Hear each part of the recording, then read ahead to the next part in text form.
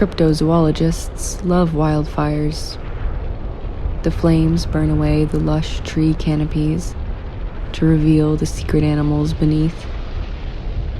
But once in a while, the fire reveals something inanimate. The cryptozoologist will call the park ranger, and the park ranger will call the police. When the police arrive, they cling to their Geiger counters and gas masks. Why? For decades, the government withheld information. Witnesses were chained and theorists were hushed. But I come from a world of terror. I know how to find dangerous information.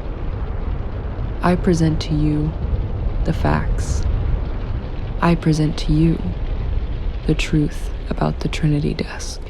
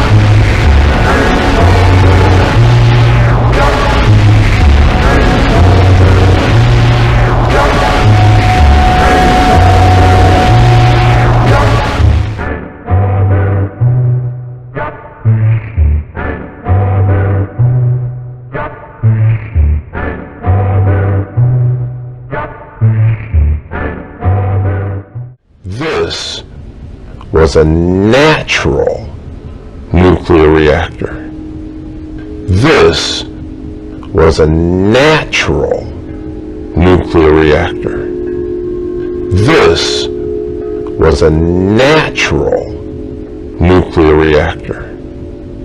This was a natural nuclear reactor. This was a natural nuclear reactor. This was a natural nuclear reactor. This was a natural nuclear reactor. This was a natural nuclear reactor. This was a natural nuclear reactor. This was a natural nuclear reactor. This was a natural nuclear reactor. This was a natural nuclear reactor. This was a natural nuclear reactor. This was a natural nuclear reactor. This was a natural nuclear reactor. This was a natural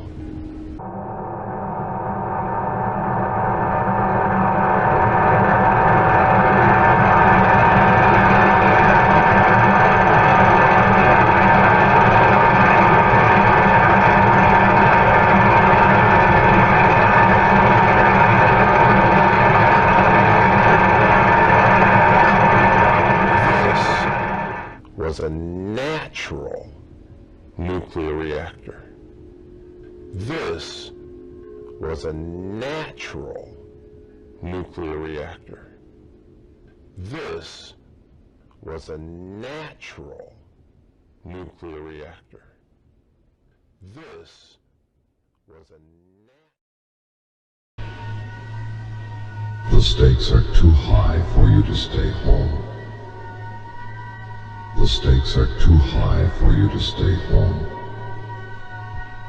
The stakes are too high for you to stay home. The stakes are too high for you to stay home.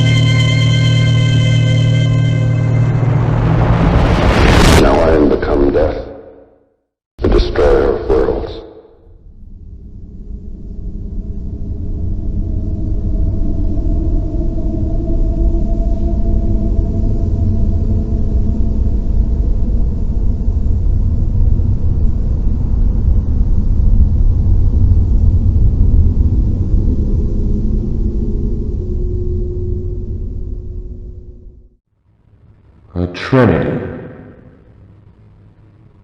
My brother,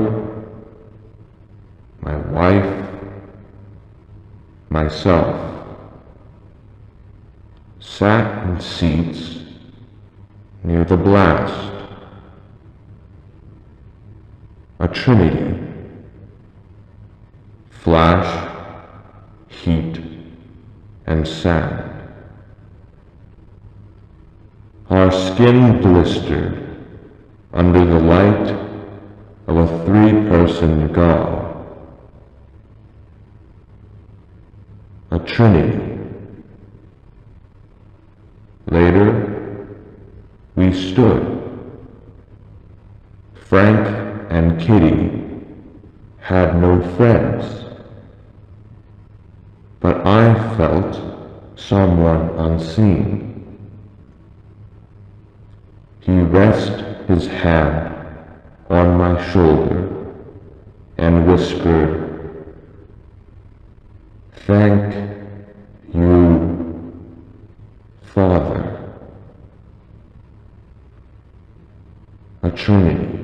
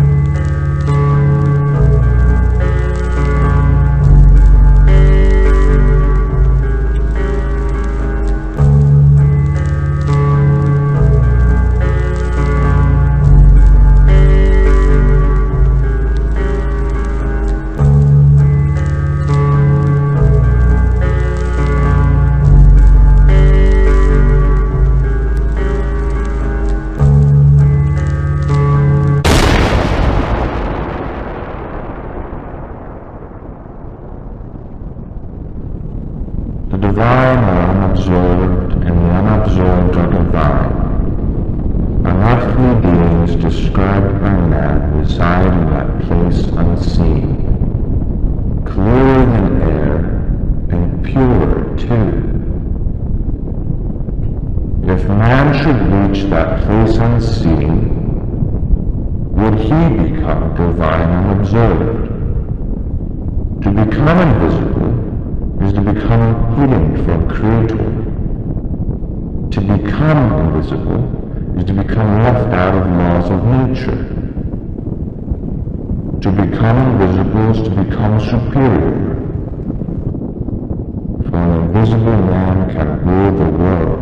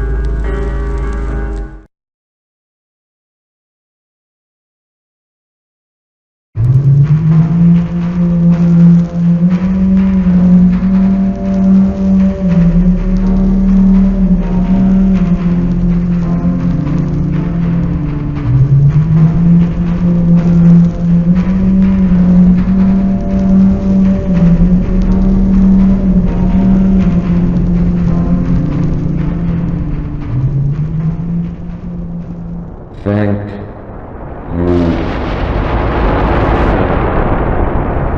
Not to cut that over issues, of course. That won't be possible till 1945.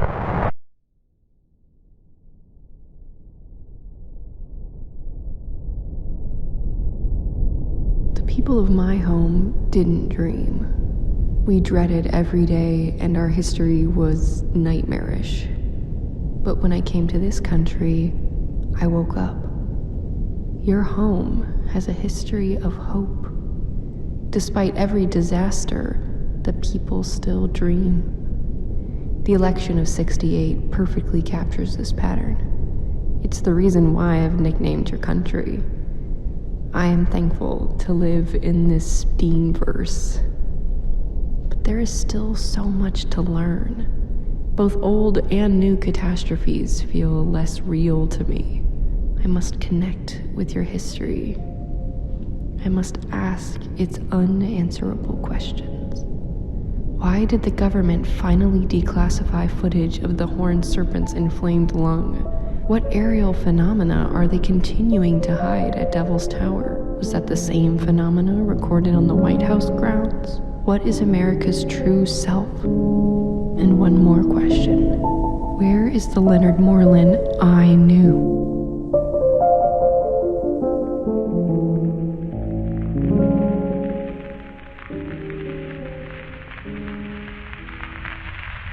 Taranto was frozen in time. I could have spent my entire life there, but it would be like I was never born. To stay in Taranto would be to stay asleep. Asleep from the rest of the world. I stepped onto the Cleveland on December 10th. It stayed on port all day. It was like a tease or a test. A test for my American dreams. Right before midnight, the Cleveland sailed. I did not go to bed that night.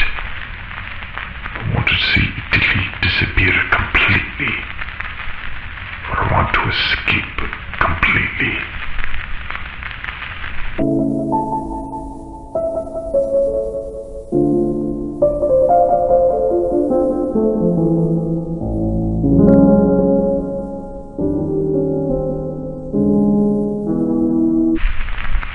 The Cleveland arrived in New York 2 days before Christmas. Inside the ship, there was so much life, warmth. It insulated our optimism. On deck, there was nothing of the sort. It was cold. It was rainy. It was quiet. In rain, the Statue of Liberty was almost invisible. This was America's welcome. America's cold breath.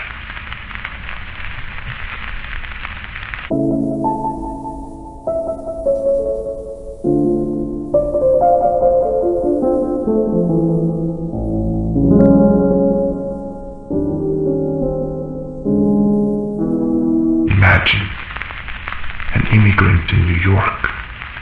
No friends, no family, no English. But I wanted a taste of everyone else's action. I ran to a store and bought myself a gift. A snow globe of Lady Liberty. She was underwater, like a fish.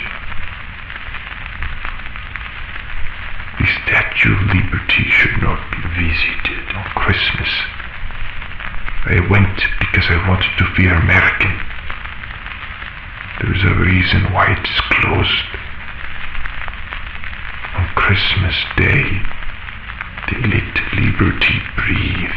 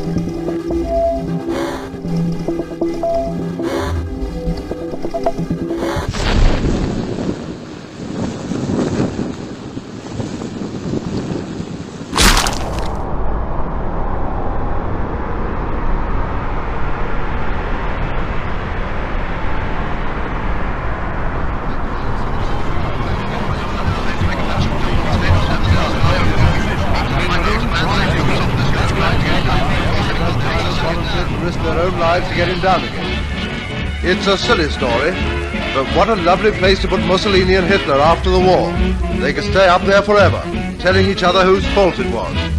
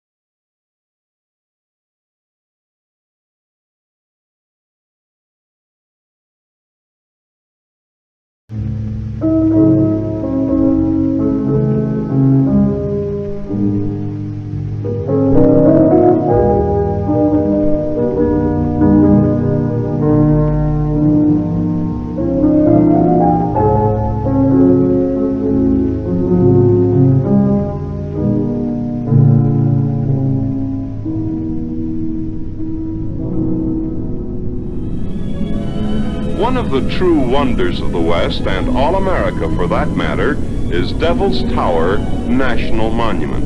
Rising like a great stone fortress from the plains that surround it, it looms up on the horizon to a height of 1,280 feet. It was America's first national monument. Now behind this immense stump-like rock formation lies a fascinating... Eventually, expert climbers volunteered to risk their own lives to get him down again. It's a silly story, but what a lovely place to put Mussolini and Hitler after the war. They could stay up there forever, telling each other whose fault it was.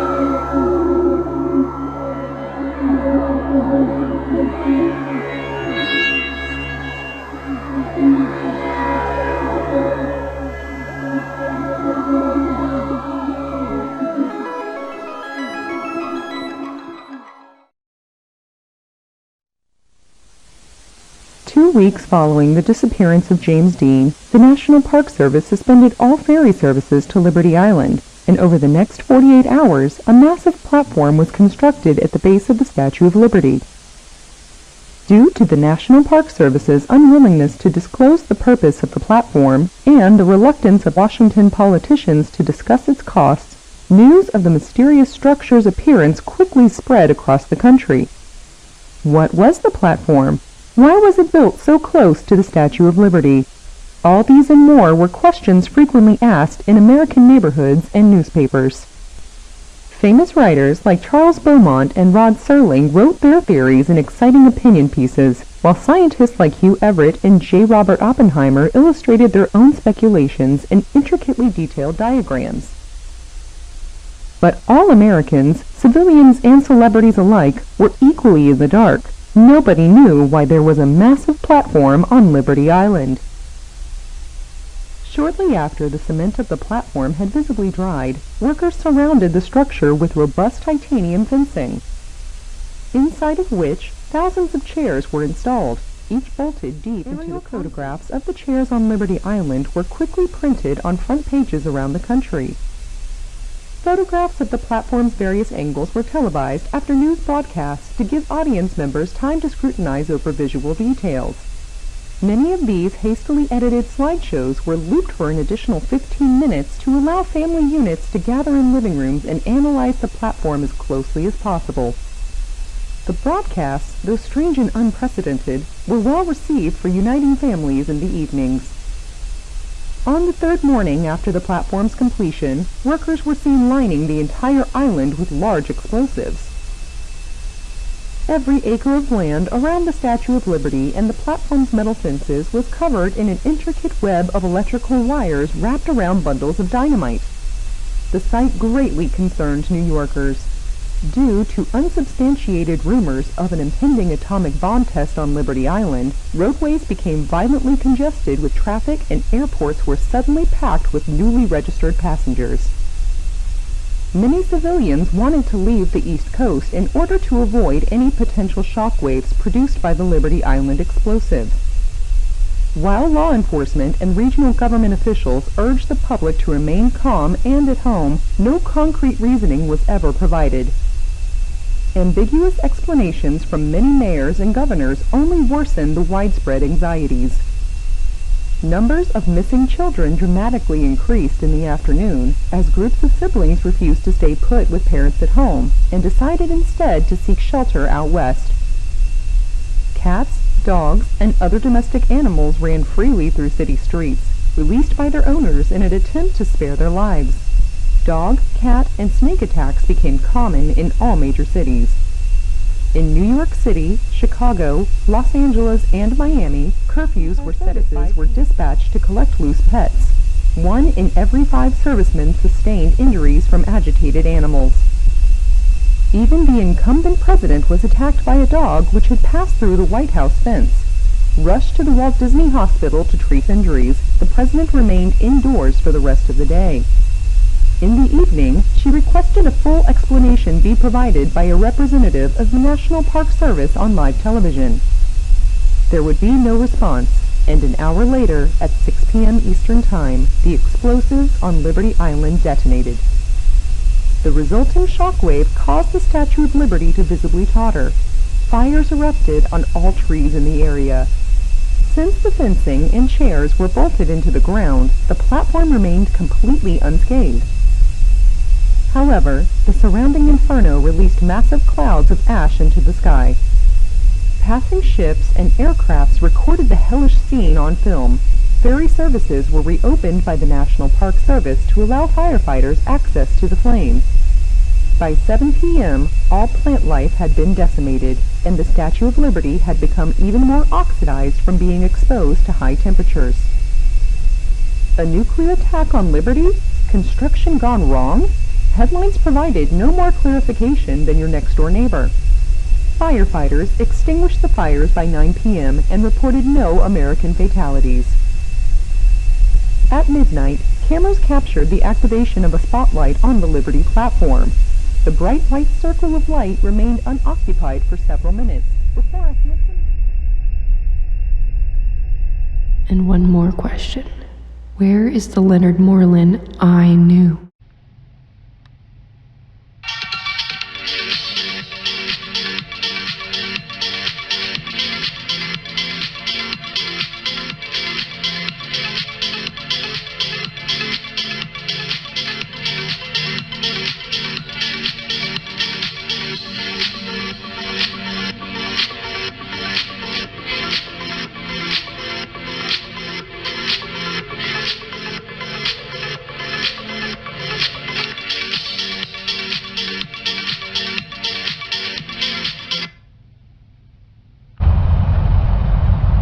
Hi NASA, I'm very excited to RSVP for the front row. This is the chair that I'll be bringing. I picked this chair because I take it on camping trips every year with my dad when we go on road trips around the U.S. I'm so excited to be joining him. And just for further proof, I'm close too. 9, 8, 7, 6, 5.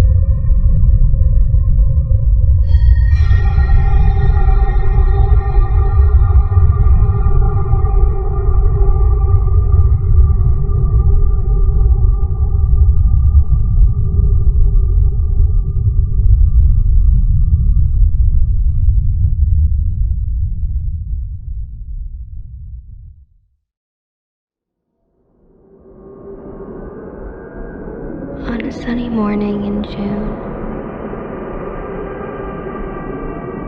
a woman took her dog for a walk.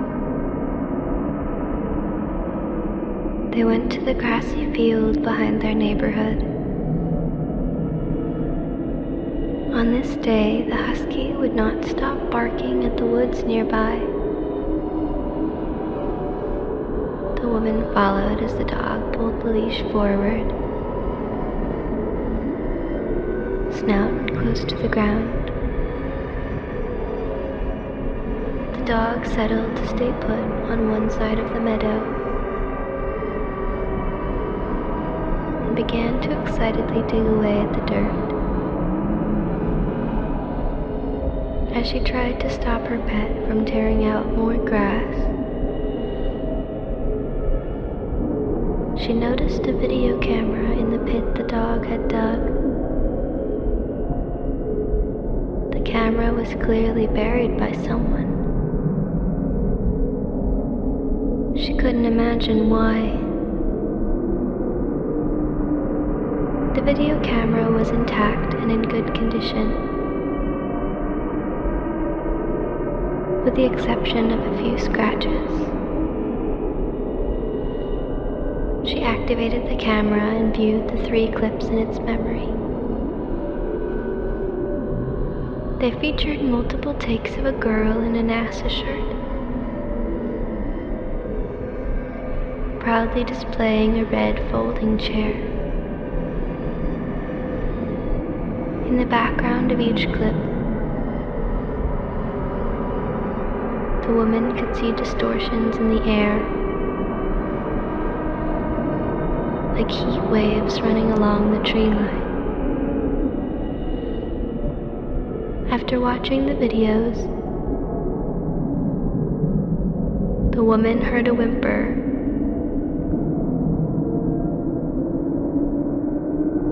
She told police that the two invisible men in the footage were responsible